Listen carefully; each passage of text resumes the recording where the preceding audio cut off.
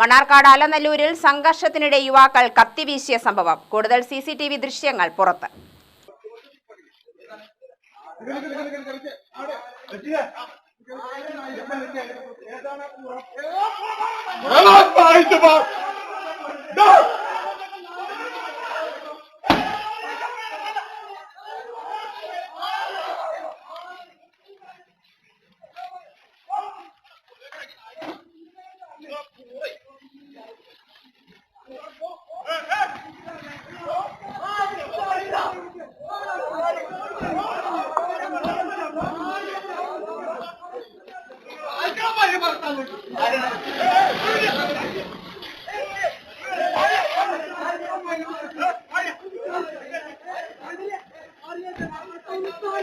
അലനല്ലൂർ ചന്തപ്പടിയിൽ വെച്ച് കാറുകൾ തമ്മിൽ കൂട്ടിമുട്ടിയതാണ് സംഘർഷത്തിന് കാരണം.